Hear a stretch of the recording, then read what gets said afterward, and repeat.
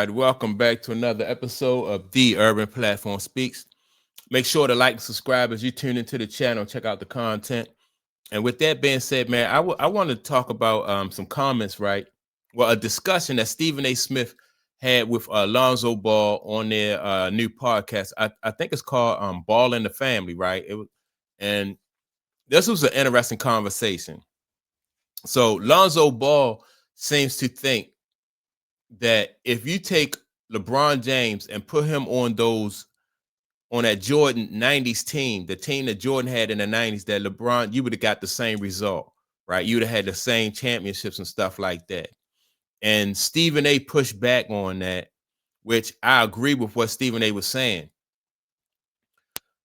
Part of what made Michael Jordan successful and gave him the ability to excel was the fact that it was like his will to win, right? And so LeBron and LeBron James just don't have that will like a Mike or a Kobe, and that is what made Mike successful.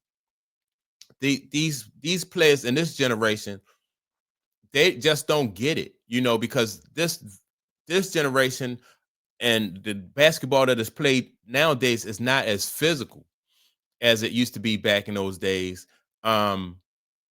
Stephen A. Smith pointed out the fact that the Detroit Pistons, like what they did to Mike, they just made Mike a better ball player because they were physical. Mike, he couldn't flop. He couldn't call to the, look to the refs and expect a call. He just had to play through all of that stuff, right?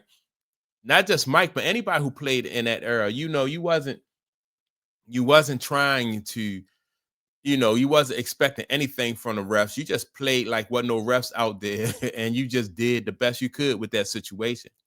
So I'm gonna play what Lonzo Ball, the question that Lonzo Ball asked Stephen A. Smith, and I'm gonna play Stephen A. Smith's response, and then I'm gonna come back and give my my commentary on it. Oh, back in the day. The road to prosperity has to be taken into consideration. So what if I tell you this though? Sure. If you take Bron and put him on them Bulls teams, they still have 6 rings. I would challenge that. You would challenge that? Yes. Let me tell you why I would challenge it. I agree with you if you're taking LeBron from the time that he won against OKC and he won his first title.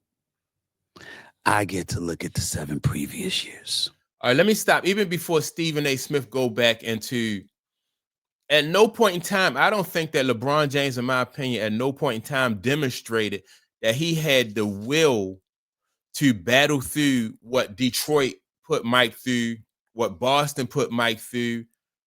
He just didn't do that. If he had that type of will and that type of determination, he would have stayed at Cleveland. He would not have wanted to leave. He just would have built, just like franchise ball players have always done. Magic, Mike, Bird, Kobe, all those guys, Karl Malone, all those guys stayed with their team. Hakeem Olajuwon, Isaiah Thomas, all those guys stayed with their team. And they built with what management brought in. They won with what management brought in, right? If you didn't end up with any championships, then so be it, But they stayed, and those franchise players stayed. And those guys worked on their games, and they got better every year. LeBron James didn't do that. He cherry picked to put himself in a position to win. So I disagree even right there. But when did Jordan win? I'm not talking about years. I'm talking about heart. You see, you got to remember something, fellas. We got to see. You can't go here because I'm not going to run. Go there because I firmly believe there's some players that you put in the 90s. Like I know you seen Wembanyama last night. Oh yeah. There's no. What does he look like in the 90s? There's no answer. All right. And so Lonzo Ball said, all right, you seen Wembanyama. Wembanyama look good. But they keep missing out the thing. They keep missing one point. Like the game was more physical in the 90s.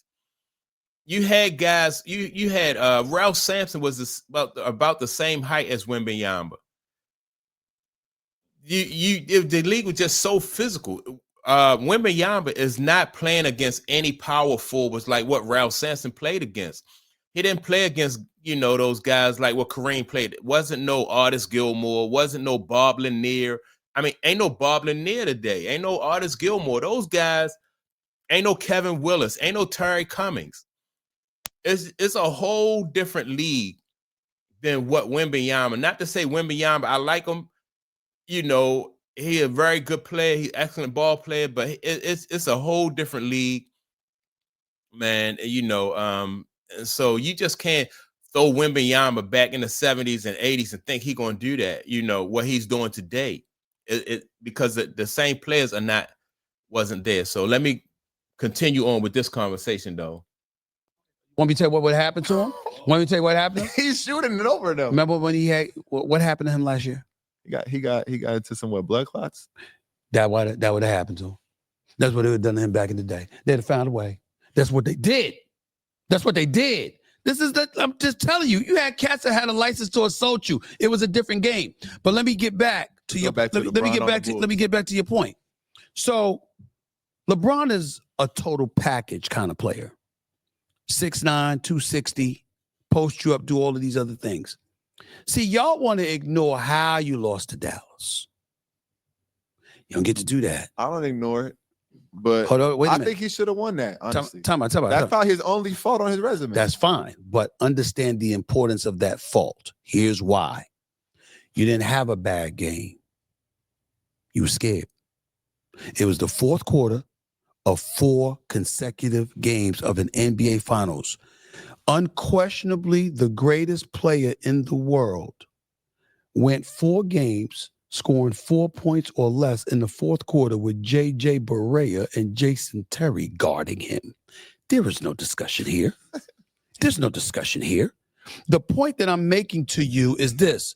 There's a bigger element to go to here. Everybody has bad games. Hell, you can have a bad series. Mike ain't have them. But when mentally you're warped, now you have to take into consideration the kind of advantage you've given the opposition if they were against you. I am not telling you that the LeBron that won the next year and the year after that, okay, could not be in the GOAT conversation. I'm trying to say that person that showed up against Dallas, that Michael Jordan or those caliber of players would have never let him overcome those mental, emotional disabilities. I'm answering a question. All right, so that's important. Even when you look at LeBron, like how Kobe went, he used to like to go at LeBron because he wanted to expose that LeBron had no heart. And no way you're going to be able to play and compete against those guys back in the 80s and back in the 90s when you allow J.J. Barea and Jason Terry to stop you. Jason Terry like 6'1", 6'2", about 6'2". J.J. Barea probably like about 5'9" or 5'10". You couldn't put none of those guys. You couldn't put neither one of those guys on Larry Bird. You couldn't put them on Magic Johnson. You couldn't put those guys on Kobe. No, you couldn't put them on Isaiah Thomas. Neither one of those guys you could put on Isaiah Thomas because that collapse right there, man. And see, this is what Lonzo Ball don't get. The mental toughness that it takes to play at that level and to be that kind of ball player. They not in because, and he don't get it because this league right now is just so soft. It's just soft. When you go in there for a layup, and Isaiah knew every time he went in there, he was going to get hit, knocked down, or something was going to happen to him. But they did it anyway. I haven't seen like Dwayne Wade was probably the last person, who I've seen who just had that kind of reckless abandonment, that type of determination. Like no matter what y'all do, I'm coming every play. Right? Probably. I think the guy Russell Westbrook played that same way. But LeBron James, like, once you let these guys in your head, it's over with. It is over with for you. now would LeBron have been able to adjust to that style of play? Maybe so, but he didn't play in that era. And it's, I don't, he hasn't demonstrated that in a softer era. When you look at all the guys who are great, like Tom Brady, and you look at Kobe Bryant, and you look at their disposition, like those guys just have permanent chips on their shoulders and a certain kind of determination. And Kobe and LeBron don't have that. When you look at Tiger Woods and the type of disposition, like Tiger Woods to other golf players is intimidating. Like other golf players was at one time, they feared Tiger Woods. They feared Tom, people feared Tom Brady, with like 2 minutes on the clock and the game tied. You don't want to see Tom Brady out there. You don't want to see Kobe with the ball. LeBron James, players are talking about, just don't let him drive, make him shoot a jump shot, and we're going to live with that. You couldn't operate like that with those franchise players. And so Lonzo Ball really don't get, like, that's the difference. Like, the difference is mentally. Physically, yeah, LeBron James is a beast physically. But mentally, that's where the separation between him and all those other guys is. That's it. To make you say that when you know this better than me. Hell, you was at UCLA, bro. You see LaMelo in Charlotte. Y'all know what I'm talking about. You know when you got a cat's heart. You know when a cat is scared, the moment is too big. Watch the documentary with Indiana on the Indiana Pacers, and they're talking about, they're interviewing Mark Jackson, and they're interviewing Reggie Miller, and then they talk about how John Starks got fouled. And then you go to Mark Jackson, and Mark Jackson's footage says, John Starks wanted no part of that moment. If you're going to say that LeBron would have won the 6 rings with Pippen, then I get to ask you, was he going to overcome the bad boy Pistons? Mm-hmm.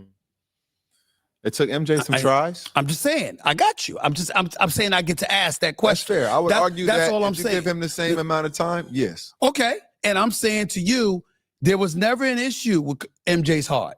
Never. MJ's issue was that, was Scottie Pippen going to get a migraine? But were you guys going to be ready? He wasn't strong enough the first couple of times. I feel you. He got beat up. Yeah. But what I'm saying is his game showed up. He didn't have the help. Scottie Pippen had a migraine in the game 7, bro. You might be too young for that. You might not know that, even though you read about it. He wouldn't have won without Scottie. That's what I do know. A migraine, you can't dribble, you can't shoot, you can't play in a game 7 of an Eastern Conference Finals when this man has starved his whole career to get there. You understand MJ crying on a bus with his... See, Lonzo Ball is not getting the point. He's not listening. Mike never shrunk in a big moment. And that's what Stephen A. Smith is saying. Mike never shrunk. He just never shrunk. Like, Detroit was never able to take his heart. Boston was never able to take his heart. Mike always got his, no matter what Detroit did. Mike just needed somebody to help carry that load. LeBron James shrunk in big moments. That's the difference between, and the difference is mentally, like that type of determination. LeBron is not cut from the same cloth as Tiger Woods. He's not cut from the same cloth as like a Tom Brady. He's not cut from the same cloth as like a Michael Jordan. These guys just don't shrink. They didn't shrink, and LeBron James shrunk. So you could not have taken LeBron James and put him on that Bulls team and gotten the same result. That's just like when people said replace Kobe with Tracy McGrady. Both guys physically talented, but it's just that mentality. Like from the shoulder up, it was a big difference between Kobe and Tracy McGrady. From the shoulders up, it's a big difference between Michael Jordan and LeBron James, man. And that's something that these players don't understand. It was just a whole different environment, a whole different atmosphere than what they're playing in the day. Like, they get to come down and throw up 3-pointers. Mike didn't even want to shoot 3-pointers because he said it took away from his aggressiveness. And back in the day when we played basketball, like if you shot a jumper, we thought you was settling. You like, oh, you because the jumper is there, you know, a 3-pointer that's there all the time. It's always there. So that's my take on it. Make sure to like and subscribe. I thought it was a good conversation. I think that Lonzo is still missing the point, you know, that the game is played above the shoulders, you know, and that, you know, he don't get it. So, but that's my point. Make sure to like and subscribe. Don't forget to leave a comment. And with that being said, I'll check you all out in the next video. Peace.